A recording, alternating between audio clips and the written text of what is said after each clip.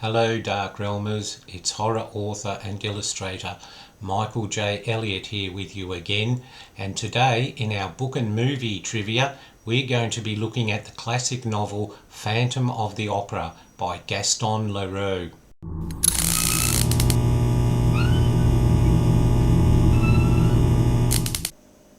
Okay, now the story first appeared as a serial in the magazine Legoulios. Or I hope that's pronounced right anyway, sorry about that, any French-speaking people there. And it first appeared in serial form from September the 23rd, 1909 to January 1910. And then it was published as a book in March 1910, and it was translated into English and published in 1911. Now, like many works of classic literature, Phantom of the Opera is now in the public domain, which means it's freely available. Now, that doesn't mean the book's actually free, the paperback version, but if you're lucky enough to have a Kindle or an e-reader, you can get yourself a free e-copy of this book. And that's thanks to the work of some wonderful volunteers who have taken works that are in the public domain and transformed them into ebooks for a new generation to enjoy. So if you haven't read the book and your only knowledge of the Phantom of the Opera is through Andrew Lloyd Webber's musical, I encourage you to read it. It's a wonderful read, and the author, Gaston Leroux, has actually very cleverly set the book up as though he's narrating the story, and he's narrating it through journals and through manuscripts and also through documents from official sources such as the gendarmes, which are the police. And so it's wonderfully written. And you need to understand too, the language is a little bit different from what we're used to today, of course. And it's very flowery. Things are mentioned of a delicate nature, but they're mentioned in a very subtle way because, of course, language has changed, but not only that, fashions and social etiquette have changed. So just remember that when you're reading it, Dark Realmers.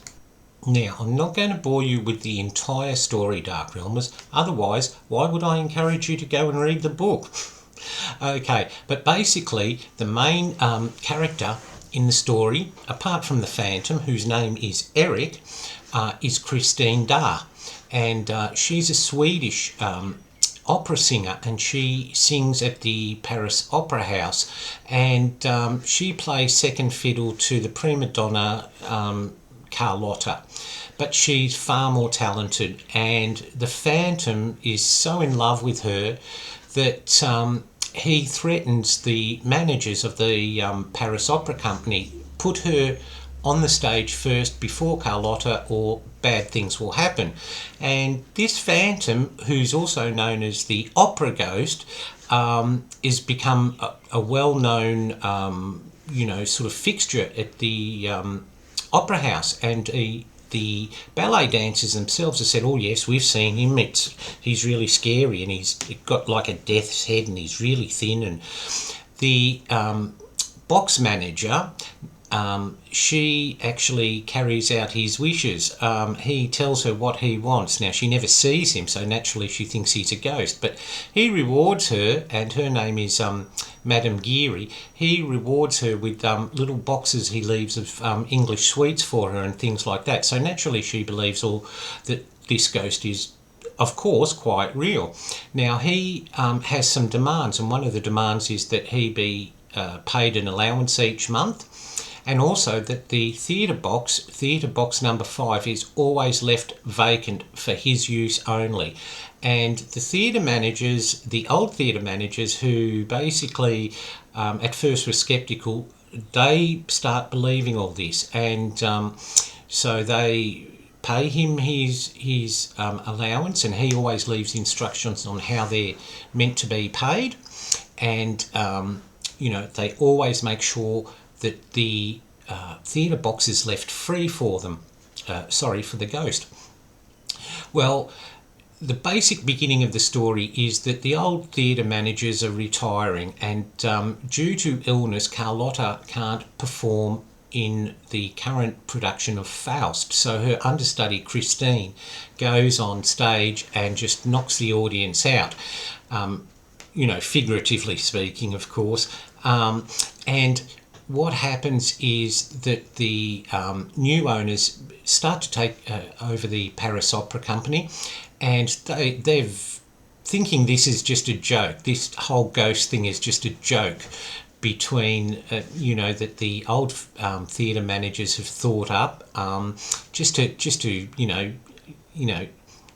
edge them up a bit, But they soon discover that the phantom, or the ghost, as he is there, isn't just something to be dismissed lightly. Now, he warns them not to let Carlotta on stage and to give the part to Christine, or terrible things will happen. And they don't believe him. Of course, it's all just made up, and they believe that Madame Geary is just a mad old woman, and they are determined to sack her because, she's causing panic and everything like that, and it's not good for business, and they're losing money because the box 5 can't be sold for any performance. Well, they ignore the warnings, and what happens is, on stage, Carlotta loses her voice, and just after that, the chandelier comes crashing down into the audience, okay?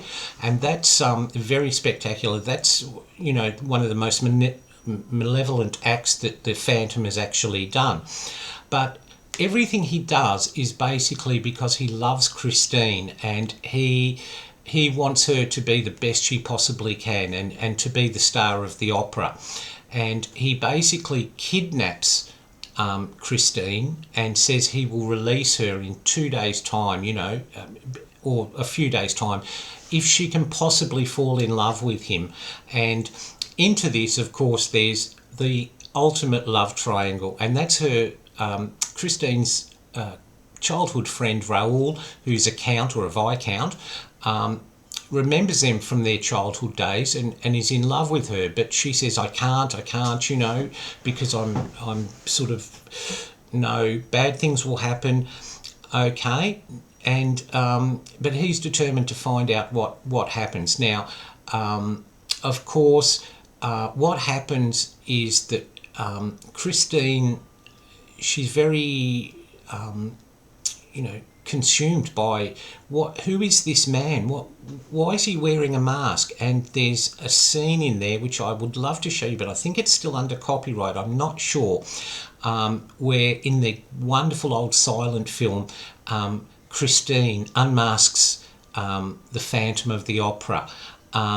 But because I haven't got that for you, I've got something else, a little bit of just a special treat. And what I've got for you now is the original trailer from the silent 1925 film starring the one and only Lon Chaney Sr. So check this out, Dark Realmers.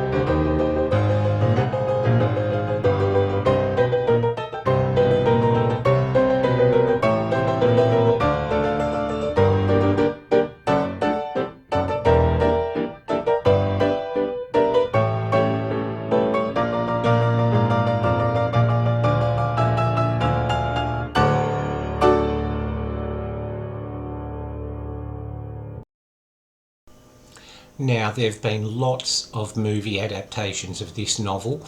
As you've just seen, one of the most famous, though probably forgotten by a lot of audience moviegoers today, is the silent Phantom of the Opera. But there was a version starring Claude Rains. Okay, and of course we're all very familiar with the wonderful musical by Andrew Lloyd Webber, and it just shows you how timeless this story has become. And if you think about it too, Dark Realmers, this is almost like fairy tale in its telling, because you'll spot how there is that sort of unrequited love and that basic person who is, you know, felt unloved and unworthy because of their looks. And if you're wondering what I'm talking about, just look at Disney's Beauty and the Beast. That's a classic example. Okay, Dark Realmers, now Lon Chaney Sr has long been considered one of the greatest actors of the silent era, and that's because, as I've mentioned before in some of my other videos, he did all his own makeup and created his own special effect makeup.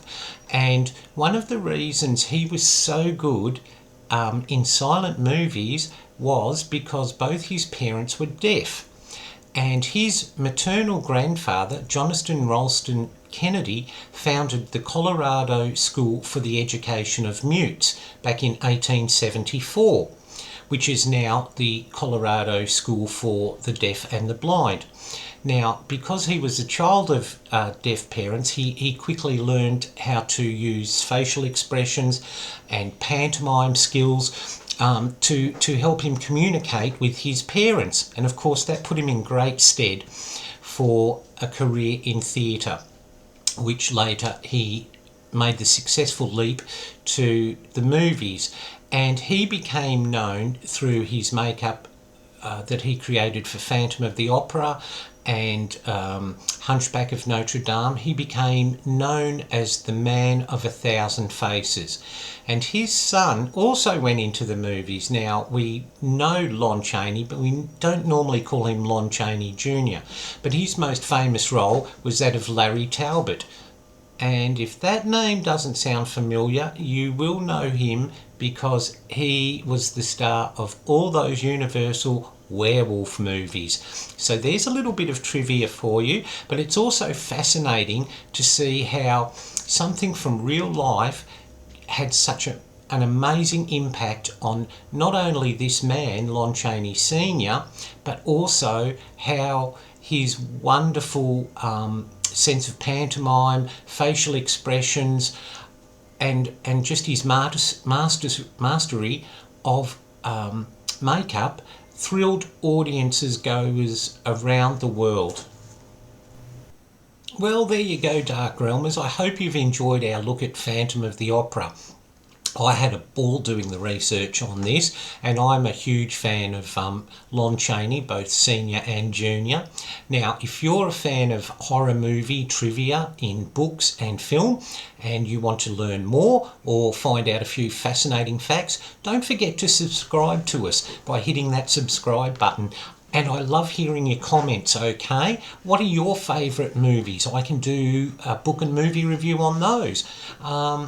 What is your favourite scene from a movie? Or perhaps even who's your favourite actor? Someone who's perhaps made a name for themselves in the world of horror or thrillers, or just creepy atmospheric dramas even.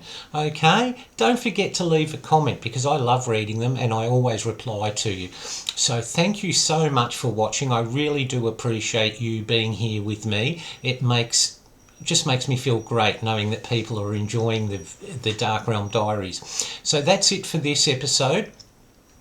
And I'll see you again very soon with another episode of the Dark Realm Diaries, okay? But until then, Dark Realmers, remember what I always say. Stay in the light. Bye for now.